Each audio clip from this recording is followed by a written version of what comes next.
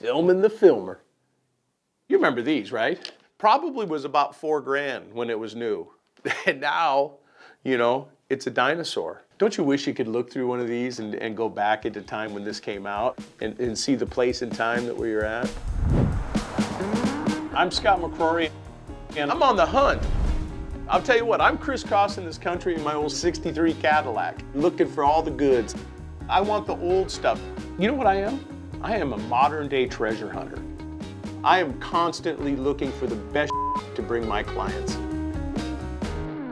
Buy, sell, bid, barter, that's what I do.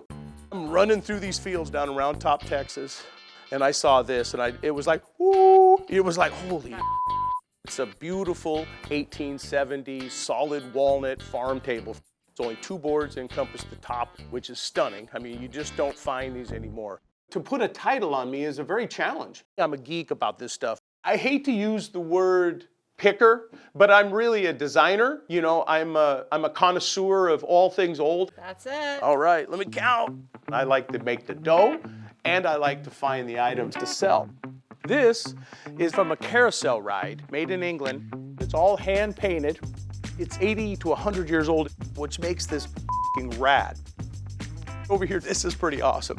These are aluminum. These were on submarines in the 40s and 50s. They were made because it was a weight reduction. I'm just over here trying to, you know, carry the legends on of all this great stuff. I get these butterflies. This gets me silly. These are unbelievable. I bought 70 hats from an old cowboy. In the hats, I hit gold. These are resistol cowboy hats, but unbelievably rare because they're Nudie Cohen. And Nudie Cohen was the tailor to all the stars. He made all the embroidered suits, all the crazy, all Western suits. Normal resistol hat could be $150, but since it's nudies, it goes up to $500 and $600. I've sold a Nudie Cohen suit for $10,000. People have no understanding of what value some of this stuff is actually worth, but more importantly, I do. And that's how I get paid, most of the time out of people's mistakes. You were at $600 on it. Yeah. But $500 by the sign. Let me text my client and see if they'll take your offer. $550. $550. Done! I was gonna pay the $6 because I felt good about it. Wait, I just lost $50? Yeah. Ah! You always got to negotiate. There you go. Every nickel and dime is important. I still got money left. You know, name of the game is buying, selling, doubling my money, moving it along, always. Isn't that chair amazing? Oh, yes. These were made in the 1930s by a company called Mackay, M-C-K-A-Y. And they were first unveiled at the Chicago exhibition, the big yearly exhibition. Jesus, I can't even talk. Well, I sell junk, I don't need to talk. But this is very special. It's a sling chair. If you sit in this, it's incredible. You get a little action in there.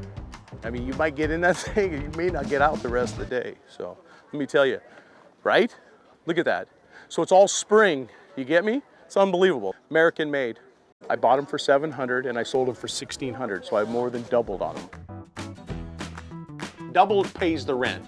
Anything short of that, nah, ain't gonna happen. These items that I deal in are special and one of a kind. This isn't like restoration hardware where I can call store 3 and get that item from another store. This is a Arnie Vodder from the 1950s, boomerang desk, really rare. When I found this desk, it was in a field with grass, and I bought it. Funny, right? Because it's a 1950s, you know, Danish, very high-end desk, and I find it in a field in Texas. I paid $600 for it. It retails at about $4,000. The problem with modern goods, it's all planned demise. Can you imagine 100 years later, somebody having an IKEA table? Impossible. So my passion is preservation of all this good stuff. This is the Ragman World Headquarters here. This is where all the magic happens. This is my warehouse. It's not open to the public, but it's where all my projects are and everything that we're doing. Yeah, it's mostly what they call a WIP, a work in progress. We're a one-stop shop. This is all incoming stuff that's coming in to, you know, get ready to get inventory cleaned up, you know, get ready for resale. Back here is where we do all of the restoration work on furniture. This is the furniture hospital, if you will.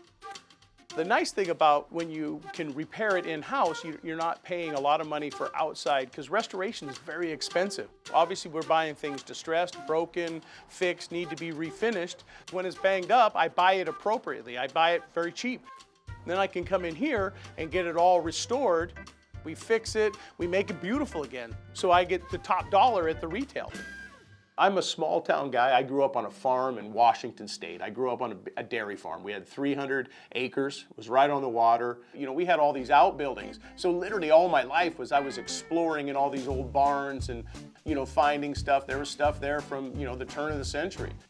So, you know, that love probably developed there. And I remember, like, we always had local auctions and stuff, you know. My dad would look at me and say, hey, look, let's get out of here. Let's go hit the auction during a Saturday, you know. So we would go do that. So this shit is forever ingrained into me. If you ask my friends, family, my girlfriend, all I ever do is dream about junk, finding it, looking for it, procuring it. If I'm on vacation, I'm hitting an antique mall, I'm going out hitting the mix. Over here, this is fantastic. Some grandfather and a kid probably made that. 1960 soapbox car. Fantastic, right? This is a different world. There was no iPhones or iPads. Kids weren't like zombies looking at these devices. This is when a kid actually built this thing, he raced this thing.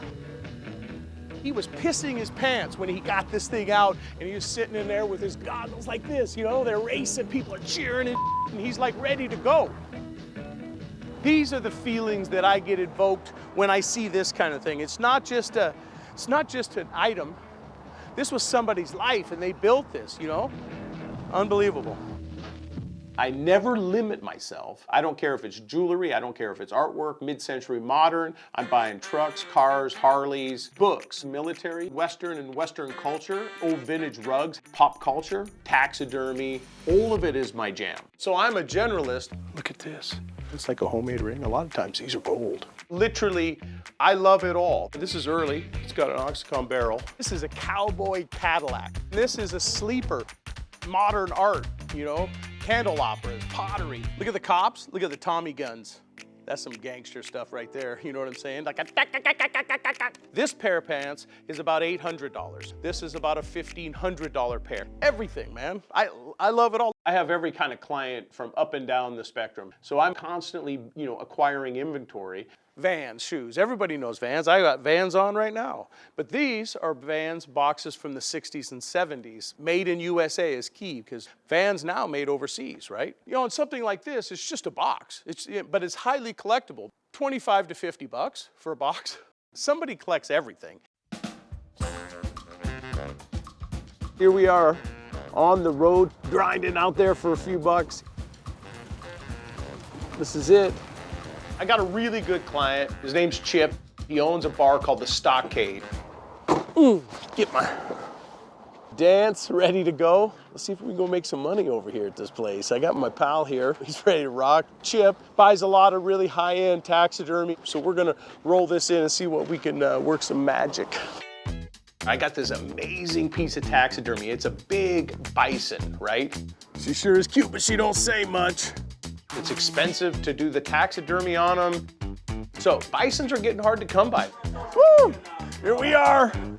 Jeff, what's up, buddy? God, what are you doing? I just got my date with me over here. It's good, you know. Oh. How you doing? Man.